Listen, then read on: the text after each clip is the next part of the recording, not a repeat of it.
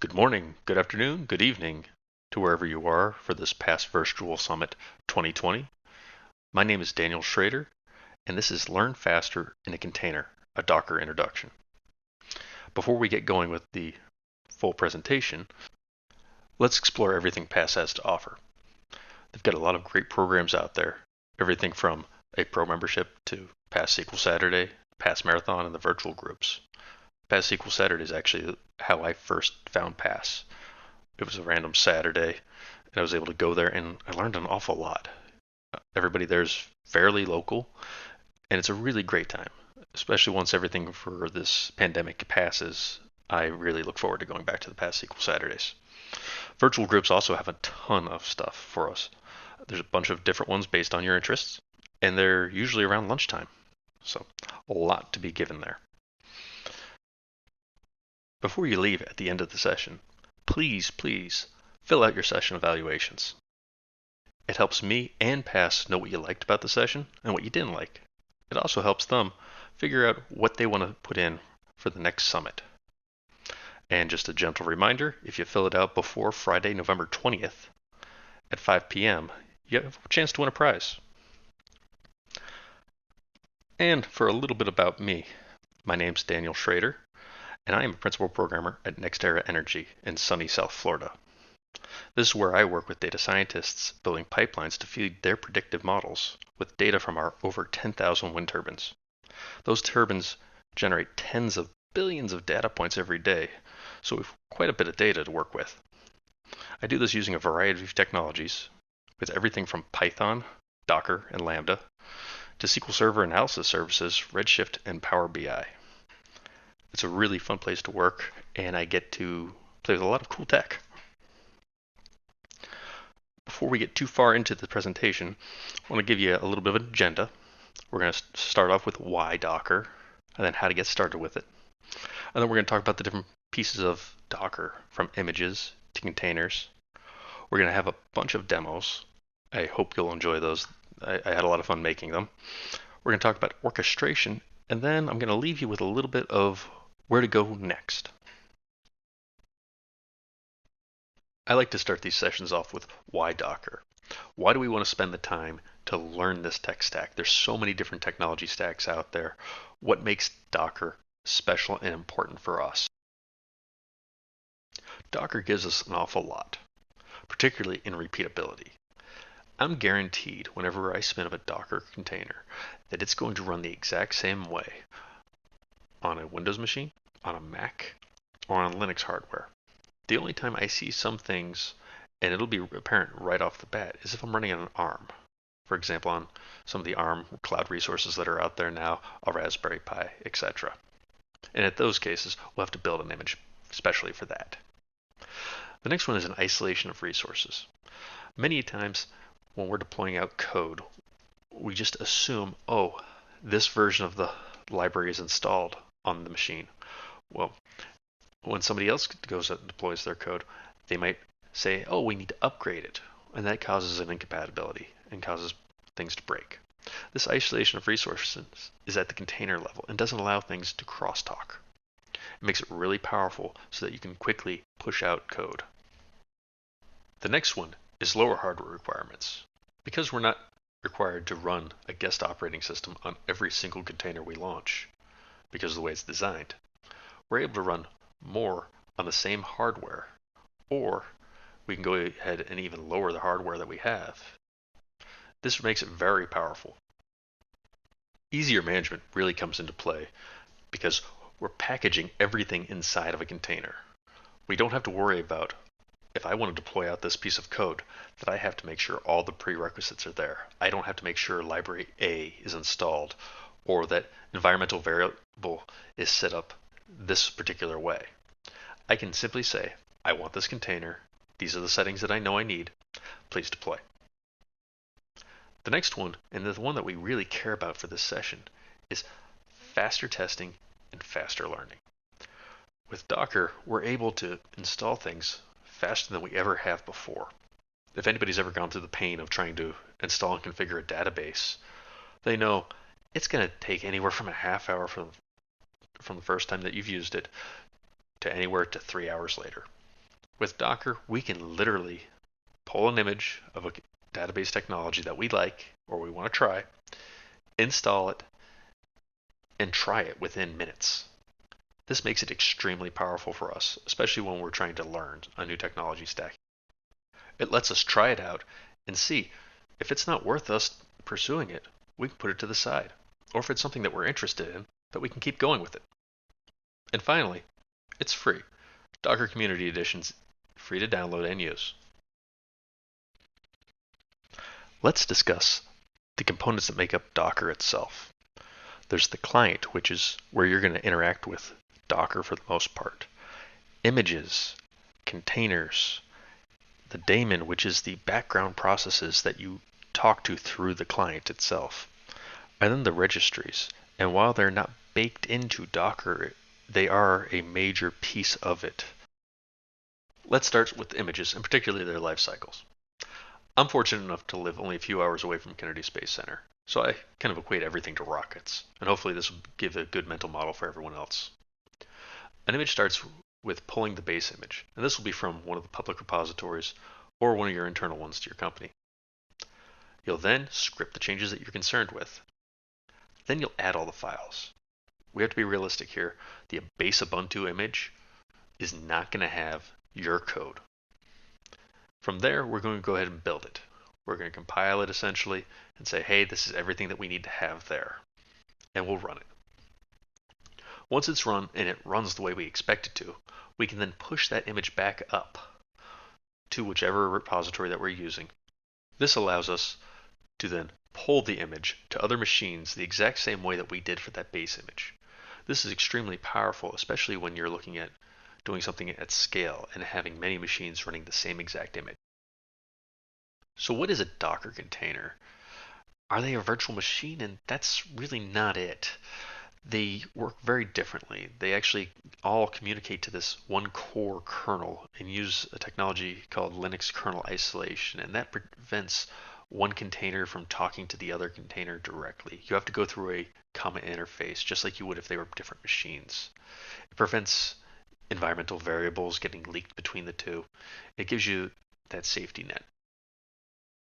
Docker's website has a really great visualization on the differences between a virtual machine and a container. On the left-hand side, you'll see a stack with virtual machines that we all know and love. And on the right, we can see something that's been containerized. Now, there's a couple differences here that we really need to look at. One of them is, look how much that guest operating system is running and consuming of resources. It's using CPU, it's using RAM, and it's using those regardless of whether or not you're using all those features. On the other hand, the containerized applications are all able to communicate with that central Linux kernel and eliminate all of that redundant operating system overhead that you would have on a traditional virtual machine. This really allows us to utilize that hardware to fullest extent and allows us to get more with less. The next component of Docker is its image repositories. Well, that may sound strange, and I'm saying the image repository is a component, even though it may live outside of your local installation. They're really core to it, as far as we're concerned. And there's a couple out there. There's Docker Hub, and this is where generally the de facto images are. Most companies who provide an image are going to put it on Docker Hub so that you can pull it easily. It's configured right out of the box with Docker, and it works great. They offer paid tiers and all the other great stuff. The next is the Azure Container Registry, along with Amazon's Elastic Container Registry, the Google Container Registry, or if none of those work for you, you can always run it on your local machine or on the network with an image. Now, with all of these, keep in mind that you don't want to put sensitive credentials into any of your images. They're going to be able to be pulled, especially on public repositories. You don't want to be that person who put your passwords up on the web. And finally, all the Docker components kind of come together like this. Again, this is a great image from the Docker website, and it kind of explains how everything works together. We have a client. That's where you're going to run your commands, your Docker build, your Docker pull, your Docker run. Then the Docker host, many times it's the same machine. Where the Docker daemon lives, it's going to take those commands and do different things. If you say Docker pull, it's going to go ahead, reach out to one of the registries, pull the image that you've asked it to, and bring it onto that local machine. Then, if you've told it Docker run, it's going to go ahead and take that image, or if the image doesn't exist, it'll go ahead and do that pull, and then load it into a container for you and let you run it from there. This is kind of how everything comes together.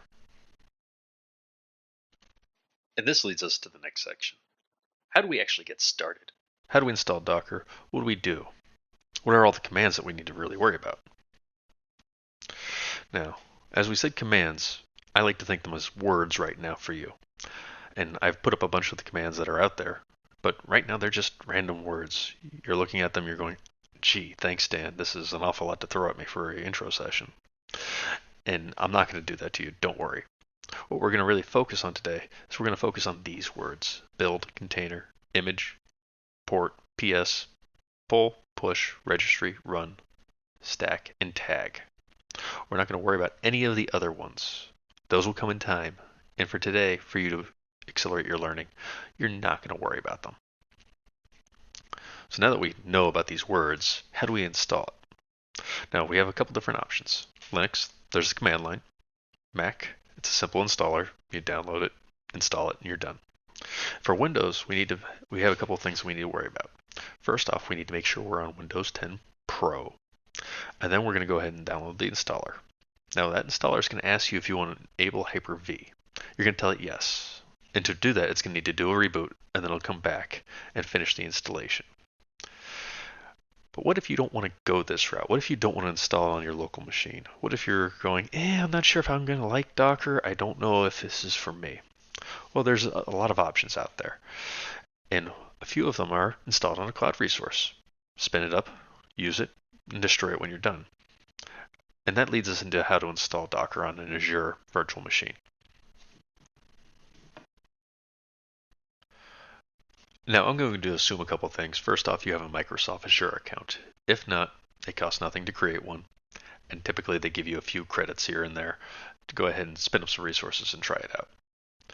Now, everything we do today for this session is only going to cost you maybe 20 cents for the entire time if you run it for an hour. So we're going to keep that in mind as we go through this. So what we're going to do is we're going to tell it we want to create a resource. Now, I'm going to pick an Ubuntu server on version 18.04 because that one works just as well for me. So we'll click that. We have to give it a couple things. First, we're going to give it a name, and we're going to call this Docker Demo. It's just as good of any name. And then we're going to have to do a couple things for the accounts. Now, if you have an SSH key already uploaded, use that. Or if you'd like, go ahead and use that as your SSH key. I'm going to pick password for now. It's not as secure. But what it's going to let us do is it's going to lower the barrier to entry for everyone. For username, this is the username I'm going to choose. Nothing overly exciting there. And then I'm going to go ahead and give it a password. There as well. We're going to tell it next. We're going to say, yeah, sure, that's great. Networking, that's great. Now, it's going to do the same thing that a lot of other cloud providers like Amazon will do and set up a network, set up Subnet up, and set up an IP for you. This isn't a networking course. We're just going to go ahead and accept these and run with them.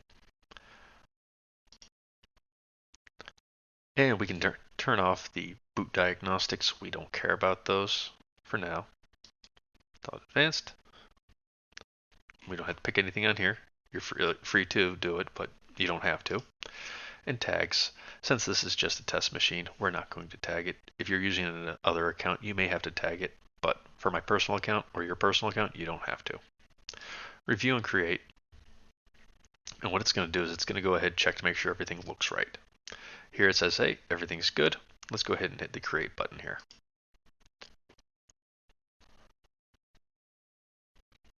And right now it's provisioning all the resources for you and doing the deployment.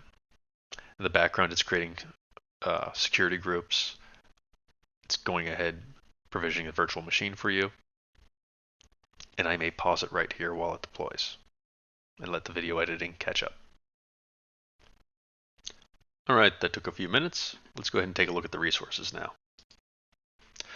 On this screen, it's going to give us a couple things. Most important piece is we're going to be looking at this IP address. This is the public IP address that we were given. We're going to go ahead and copy that and then go into our terminal if you're on Mac or Linux.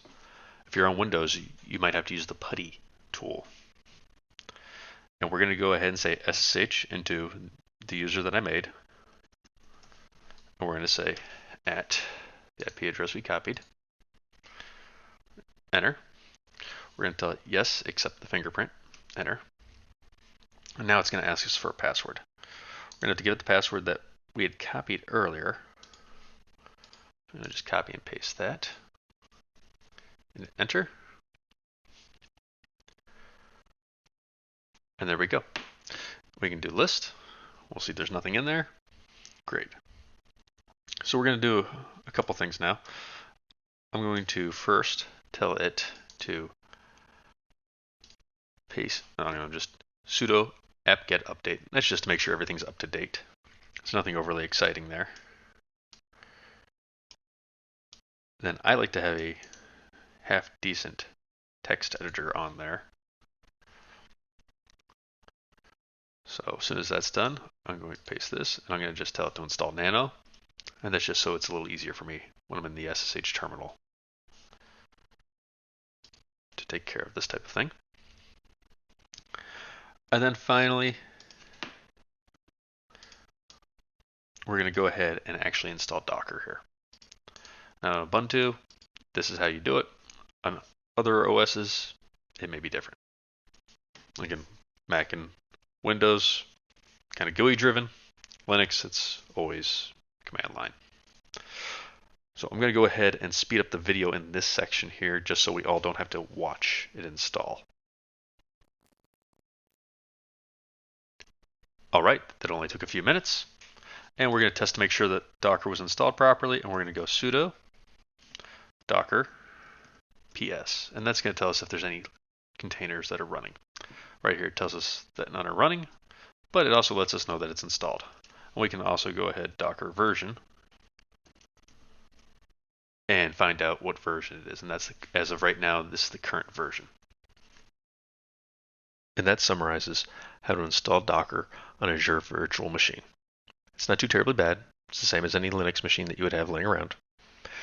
And at the end of the day, it's only a few command line options there that you have to type in there.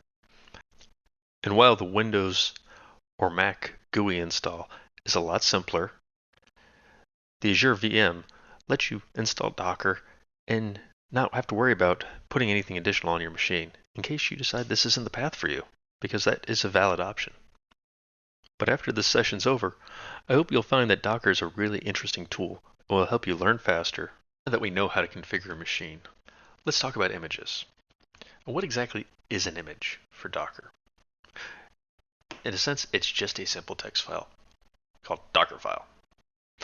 And it has a lot of things it can do for us. First off, an image can inherit from other images.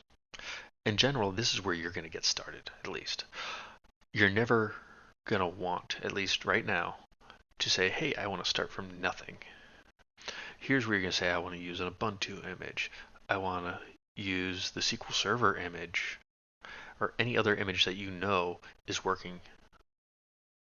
Additionally, inside of this Docker file, it's laid out like procedural scripting. You're going to really care about the way you put it in there, and you're going to first say install base application, now install libraries. You're not going to want to say let me run everything at the same time. But with that, the sequence matters, but wherever you can combine items onto the same line, you're going to save some space on your image. For today, and for learning and accelerating that, you don't care. If the file's a little bigger, it doesn't matter. But when you go to productionize some of these containers, you're going to want to go ahead and look for every opportunity that you have to lower that image size. It'll allow it to load faster, download, and all that other great stuff. And finally, all of these images can be edited with a simple text editor like Nano, Notepad, VS Code, Sublime Text, anything that doesn't put additional formatting around it. So let's examine the parts of an image. This image that I have up here on the screen is something we're going to talk through. It's not the most useful image in the world, but it's enough for us not to get caught up in everything. The first line that we're going to look at is really the source image. What do we want to start with? But within this, there's a couple of different parts that we need to examine. First, we want to see the image name. In this case, it's Ubuntu. And in the second piece is the image version. Now this is 16.04, not that exciting on its own. Now many tutorials you'll see online, you'll see Ubuntu latest. And that works as well, but where you're going to run into problems is by saying latest, you're going to always assume they're never going to change the dependencies and everything installed on that image. Let's just say, for example, you have an image that you're building on Ubuntu latest. It requires some library that's built into it, some application that's built into it for your container to run. If they update it and push a new version of latest when they remove that application, your image is no longer going to run. And you're going to be in a situation where you're struggling to figure out, okay, where did they break it? Where did they take out this? And you may not see it for months on end. If you don't build your image from scratch all the time, you might not see it for a long time. And this will cause you lots and lots of headaches. And especially if you're under a time constraint, you're not going to want to be in this position.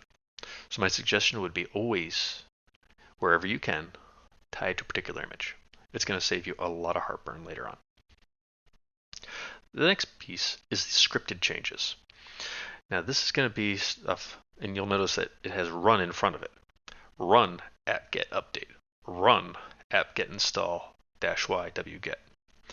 Now, these Docker files, they're going to build, but they're not going to give you any chance for interaction. So that -y is actually critical for you. If some step in your process says, hey, I need to have a user input, you need to make sure that you're placing that user input ahead of time. Otherwise, it won't build, and it'll drive you nuts trying to figure out which one's causing the headache for you. And finally, we're going to copy some local files. Now here, we're saying I want to copy some config file into this path in the container. You can do one file, you can do a directory, but in most cases you want to keep it very concise. If you tell it a directory, you might have backup files and all sorts of other stuff that you don't necessarily need. And again, we want to keep these images lean wherever we can, so calling it out file by file sometimes might be a better option for you. Now we alluded to it a little earlier, but we talked about image inheritance. Now, on the top, we have our repo base image name 1, and that's what we've been working with. It's Ubuntu 16.04, we did all the stuff that we normally did. Now let's say we want to extend that image. Let's say we have a second use case for it. Well, instead of creating an image from scratch, we can go ahead and say we want to use from repo base image 1, and then install an additional application, or even overwrite that config file. Notice we're copying some config file 2 into the container and overwriting some config file. This is really powerful, especially if you want to have one solid base image and have multiple ones underneath of it.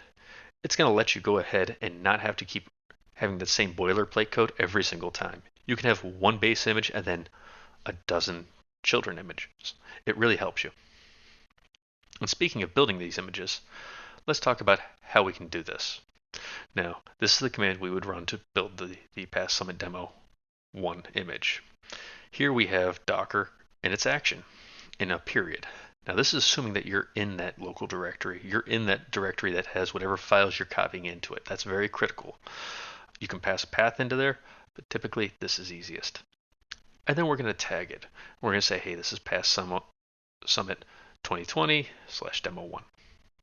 This is important because if you don't give it that 1.0, it's going to assume latest. Now you can double tag it, and that's fine. And then this way you can always say, oh, image 1, image 1.1 is the latest. But you're not going to want to use that latest tag if you can avoid it. Once you've built it, you're going to want to push that image. And you're going to use a command similar to this. Again, Docker command, Docker push. And then we're going to say what we're pushing it to. And when you're pushing it, make sure that you're following whatever credential login system you may have.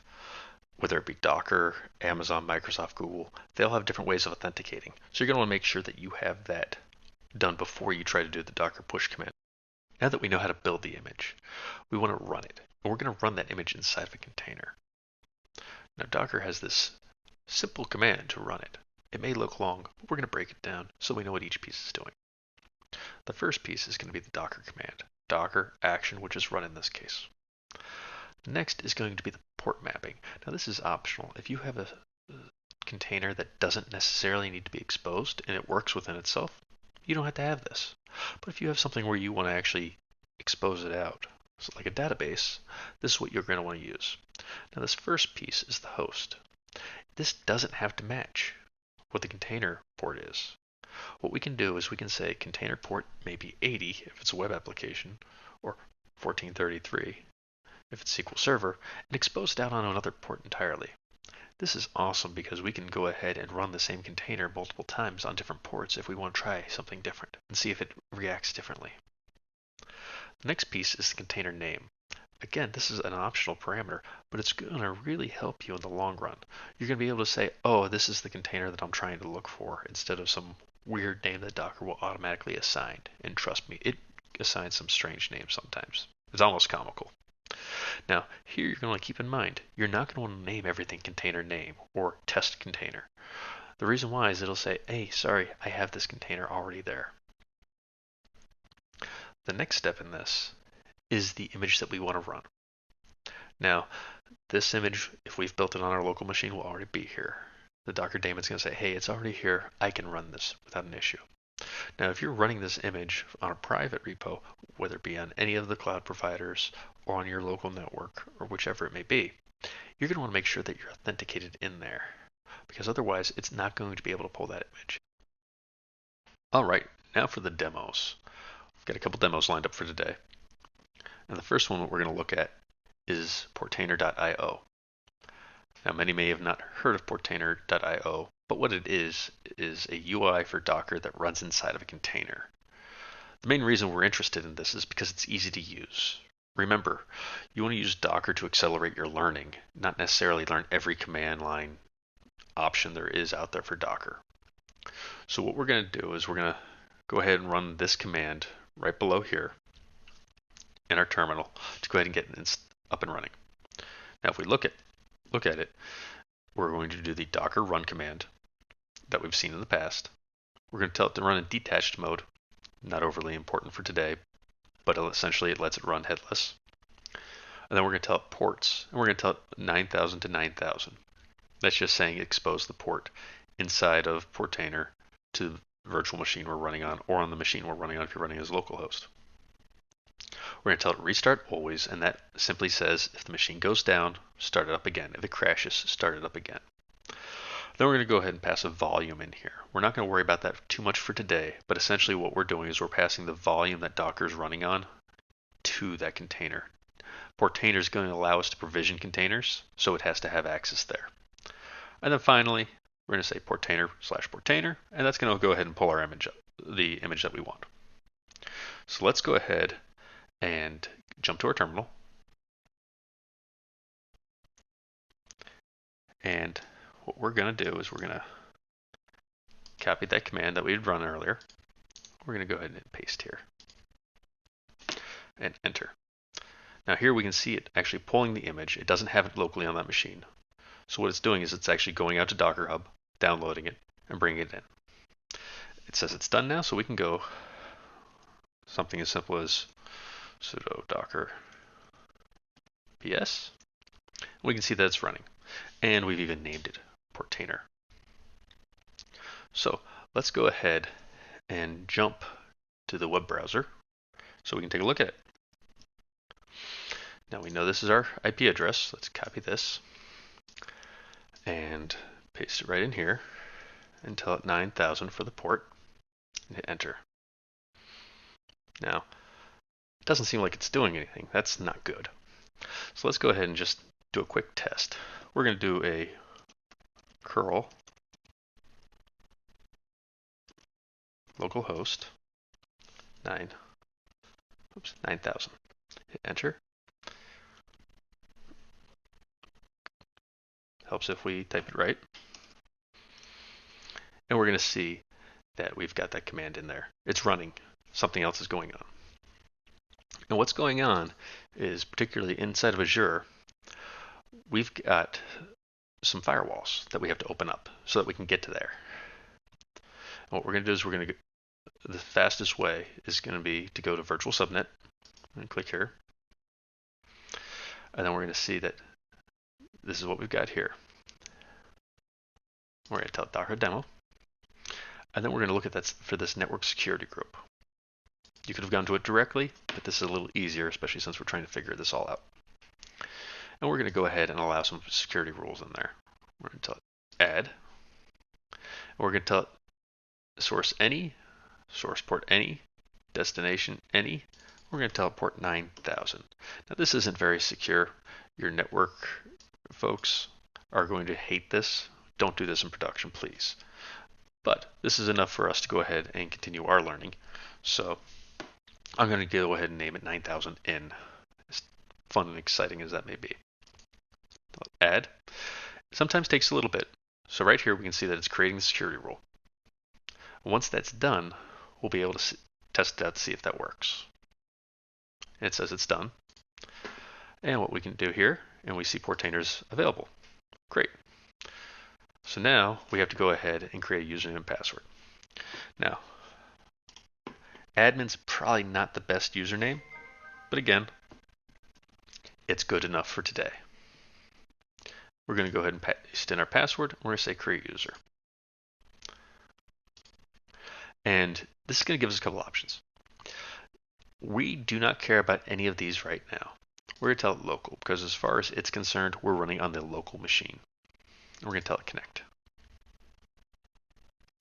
Now that we're connected, we'll be able to pick on local and then containers here and see that Portainer is running. Great. So from here, we can look at a lot of things. Portainer gives us some exposure to the Docker commands that we'd have to remember the command line for. And when you're trying to learn something, it's not necessarily the easiest to remember all of that. So what we can do here is we can actually say, let's look at the logs. We can see the logs going on, nothing overly exciting there. See some information on it. We can even see stuff along the lines of the stats. Let's go ahead and bump this up so we're seeing it a little faster. And what this is going to tell us is how much memory it's using. And it's going to let us profile it a little, which is great, especially if you're trying to debug what's going on. And then finally, if you go here, we can actually connect in to it with a command line. Now, Portainer itself doesn't allow users to do that because they've secured the container, but some containers do. And that's okay if you don't secure it to that point. It really comes up to your use case.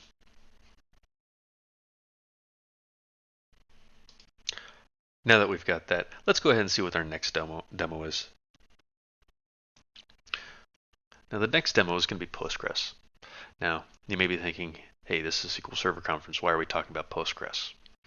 But this is actually becoming more and more common for us to have to interact with other databases, particularly if we're trying to do an ETL from one database to another, or if you're just trying to broaden your horizons a little bit. Again, when we go through and do an ETL, you're generally not going to be able to get access to the source database when you're testing. It's not necessarily safe either. So what this will let you do is it'll actually allow you to install Postgres on your local Docker or on the cloud Docker, whichever one you want to run on, and load it up with some data. And then you can practice your ETLs, test them out, and you're not going to be worrying about breaking anything. And on top of that, I don't know about anybody else, but I particularly don't want to install 18 different database technologies on my laptop. So let's go back to Portainer because it's going to help us with this.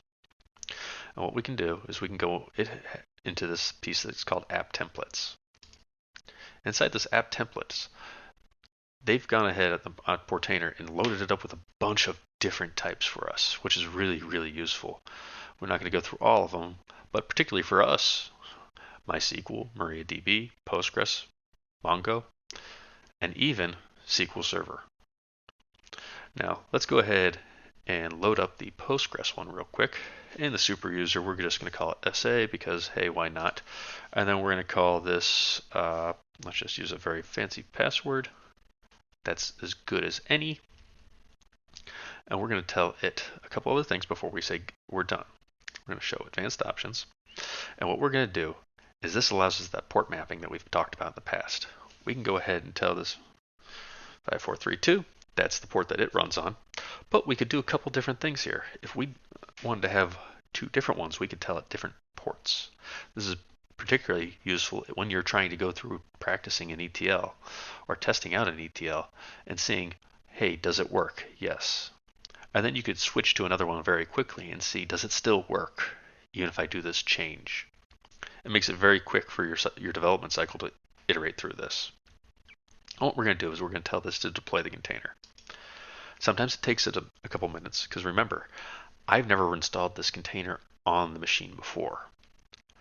So it actually has to go to Docker Hub, download the image, and then start it up. There's some other pieces on this screen as well, though, while we wait for it to finish, and that's as far as volume mapping. Again, it has to store the data somewhere. That's what that particular piece means. And since we did not give it a name, it's going to go ahead and give it some of the random Docker names. As you can see, I don't even know what that word means, but we've got it up and running. So let's go ahead and take a look at the logs, and we can see here that everything loaded up. Great. So it's up, it's running, it's ready for us to interact with it. Another thing we can do is look at the information. So if we want to see the particular image, we can see that. We can see the CPU specs that it has, and we can see that it's a lot higher than what we saw with Portainer. It's a database, it should be a lot higher. And then this one, since they haven't secured it as much as Portainer has, which isn't necessarily a bad thing, again, remember, it's depending on your use case, we can go into here and tell it, hey, we want to use the root account. We're going to go into the bash command. And now all of a sudden we can interact with this just like any other Docker or Linux entity. So we're going to tell it, hey, let's look at the Docker entry point.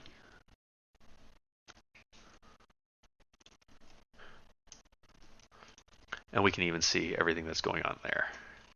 And that's what's running inside of this container. Which is pretty cool because this opens us up. Let's just say you want to learn Linux more.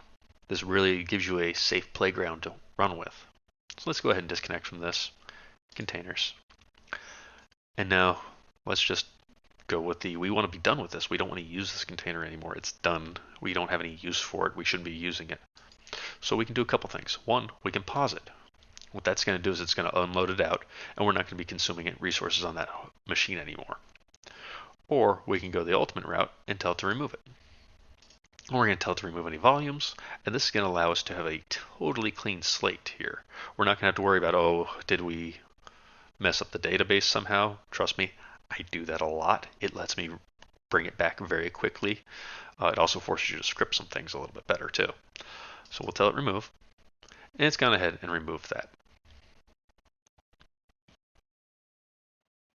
Now that we've got that cleaned up, let's jump back and see what the next demo is going to be. Now the next one is going to be SQL Server for Linux, mainly because we can. Now, something to keep in mind with SQL Server for Linux is it's not going to come with analysis services. It's not going to come with SSIS. It's just the database. It works really well. And it's great, especially when you're trying to iterate through things. Again, you could go ahead and mess this database up all day long if you're trying to perfect an ETL from Postgres to SQL Server. You're not going to hit any of these other databases, and you can destroy it just as quick. Now, I want to go ahead and have a quick look right here and see everything that we would have to run if we didn't use Portainer. And here we would be saying something as simple as sudo docker run. And then we're going to pass some environmental variables here. It's the accept end user license agreement. Yes, you should read it before you blindly accept it. And then it's going to go ahead and ask for what your user password is going to be. We're going to port map again, so 1433 to 1433, and we're going to tell it name SQL1. We can name it whatever we'd like, but that name's just as good. And then we're going to say run it in detached mode, and then we're going to give it the particular version of SQL Server we were on to run. In this example, we're going to be looking at the 2017 version. But since we're using Portainer, we don't have to do that. We can come to these handy app templates, scroll down a little bit, and pick SQL Server for Linux. Now we're going to see a couple different ones. And you're going to notice that some of them have a little penguin next to them and some have the Windows symbol. Since this is a Linux machine, we don't want to run the Windows containers. They won't run. Docker supports that, but the vast majority of containers you'll notice are supported for Linux. So in this case, we're going to go here. We're going to call this SQL Server because I'm going to name it. This is a bug in Portainer. It's not a big deal. We're going to just tell it yes because that's where the end user license agreement would be. And we're going to go ahead and paste in the really long password. We're going to go to these advanced options and we're going to go 1433. 1433, 1433. We're going to tell it to deploy the container. Now, while this is deploying, we need to think about a couple different things. First, it's going to be pulling down that image like we had in the past. It's never been on this machine before. But we also need to open up the firewall port because if we want to access it. So if that's the case, and this is not best practice at all, please do not do this in production, but this is good for our testing. We can go in here and say, add a firewall rule. We're going to tell it 1433, or we can name it if that works. It's an inbound rule. So we can tell it add. That'll go ahead and provision it, and we can jump back here and it's still loading. Sometimes it takes a couple minutes for both. Again, these are large containers and it's a firewall rule we're doing at the same time. I'm going to go ahead and pause it and let this finish up. So we can look at a couple different things here. First, we're going to look at the logs. And we can see that everything's up and running. It's running appropriately. Great. Now, sometimes you will see it not run. Let's just say you're running it on your local machine. Now, if you come for Windows, it's in the services area. But let's go ahead, and if you start seeing that it's running, doesn't have enough memory, there's two things. First, your virtual machine that you're running it on, let's just say you provisioned it in the cloud, you may not have put enough memory there. That's pretty easy. For desktops, if you're running it, you can go to the Docker Preferences screen. Let me just bring this over here. And then you're going to go to Resources. Now, SQL Server needs 3.5 gigabytes to run. So what you'll need to do is you'll need to simply just drag it and bring it forward for however much you need. You probably want to have more than 3.5 gigabytes. You probably want something around like 5 to be safe. And then you can give it more CPU if you'd like. This is just a simple GUI for the Docker on your local machine. It won't be necessarily on the Linux virtual machines that you're running. I'm going to hit cancel on this. If you wanted to make these changes, you would have to hit apply and it would go ahead and restart Docker to apply those changes. Right, cancel here. And then we can also go ahead and ensure everything on this is running good. Again, we can check out how much memory and everything it's using. And right here, you'll notice that it's not using that full 3.5 gigs, but that's SQL Server making sure that it has the amount that it needs to actually operate, and you just don't get a real bad experience. So what we can do from here then is we can actually connect into it. What we're going to do is jump into Azure Data Studio. Now, if you're on a Windows machine, you can go ahead and by all means feel free to log in using SQL Server Management Studio. There's nothing saying you can't. Since I'm on a Mac, this is how I connect into it. So what we're going to do is we're going to tell it a new connection. We're going to tell it the server, and the server is going to be at 40.80.144.131. Great. Username, good old SA. I'm going to go ahead and paste in that password. Tell it remember me. And then I'm going to give it a name and I'm going to call it demo. And I'm going to tell it connect. And there we go. We've got a fully functional SQL Server with all of the goodness that we normally know. And we can see the tables, system tables. It acts just like SQL Server. because it is. Notice that it's bringing all the data in just like we would expect it to.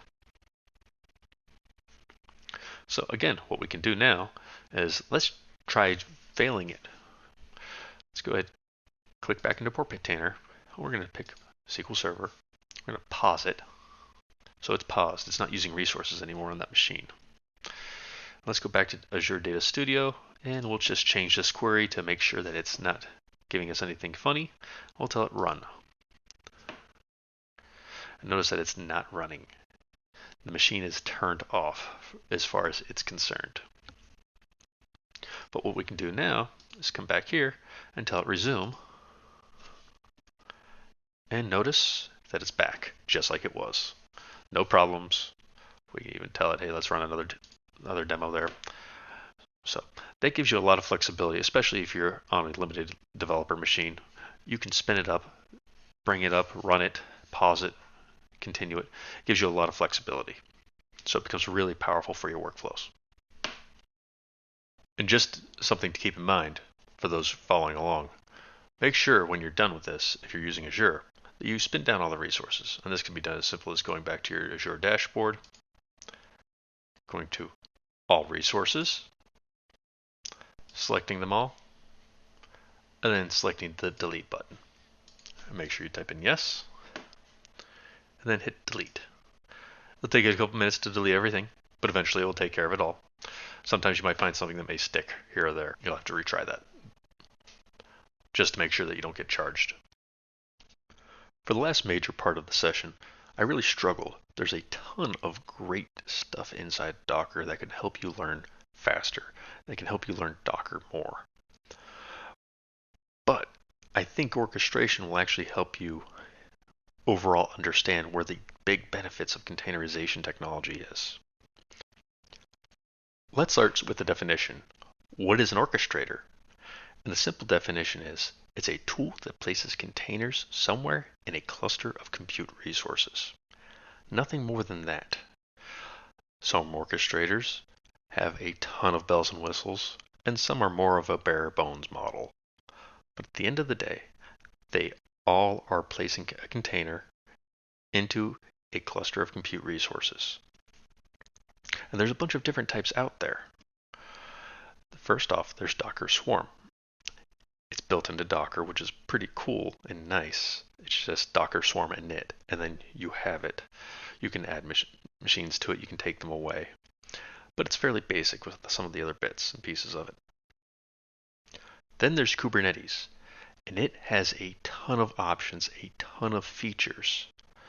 But with that, there's a ton of features to figure out how to turn on and turn off. Since you're in a intro session for Docker, I'd suggest waiting a little bit before you venture into Kubernetes. And proof of it is there's a ton of services out there for Kubernetes. There's the Azure Kubernetes service. Amazon offers EKS, which is a Kubernetes service. They also offer ECS, which is their take on an orchestrator. Google has the Kubernetes engine as well. And finally, there's Rancher. There's a ton of different options for orchestration out there. But just remember this one basic thing. It's a tool that places containers somewhere in a cluster of compute resources. Don't get it confused with anything else. That's its main goal. And to kind of illustrate the fact, I thought, let's draw a picture. And in this picture, we're going to put up 3 different compute resources. Node 1, Node 2, and Node 3. And on top of that, we're going to put an orchestrator. We don't care what the orchestrator is for today. We're just talking about the general idea of what they can do. So now that we have this infrastructure set up, we want to do something with it. It's great that we have all this compute power. What do we do with it? So we're going to go ahead and add one container. And this one container, we're going to tell the orchestrator directly that we want it. We're not going to put it on any of the nodes. We're not going to SSH into one of them and say, let's add a container. We're going to tell the orchestrator that we want one container. What that orchestrator is going to do is it's going to place that container on one of the nodes for us. That's great. Nothing really exciting here. Where it becomes more interesting is when we tell it we want 2 containers. And the orchestrator is going to go ahead and place 2 containers somewhere in that cluster. Great. 2 installs, nothing exciting. Again, where it becomes interesting is when we say we want 5 containers. And the orchestrator is going to place 5 containers across 3 nodes, which is great. Let's bring that back down to 3 containers and balance this out. Let's pretend we're going for some high availability and wanting to put a little bit of the workload on each compute resource. Now let's also pretend that I've made my way into the server room somehow and accidentally tripped over the power supply on node 2. This isn't really good because node 2 is running one of the 3 containers that the orchestrator knows that it's supposed to be running. Well, the orchestrator is going to react. It doesn't know what's going on, and most likely it doesn't care. It just knows it can't communicate with node 2 anymore. So what the orchestrator is going to do in that case is it's going to take that container and say, hey, I want to have an additional container put onto node 1, because as far as the orchestrator is concerned, we only have 3 containers that we want to run. It can't communicate with node 2, so it's going to say, hey, put another node on node 1. Now this can also be the same if instead of tripping on the power supply to node 2, I tripped on the network cord to node 2. Node 2 might continue running that container fine without any problems as long as network connectivity doesn't cause it any issues. But the orchestrator doesn't know that it's still running. It knows it can't communicate. So that's when it's going to go ahead and make sure that there's resources for the 3 in the entire cluster. Now, whenever we replug in the network cord, replug in the power supply, it's going to go ahead and re-register that node back with the orchestrator. But depending on how you have it set up, it may just leave 2 containers on node 1 because, hey, I only wanted 3 and there's nothing there.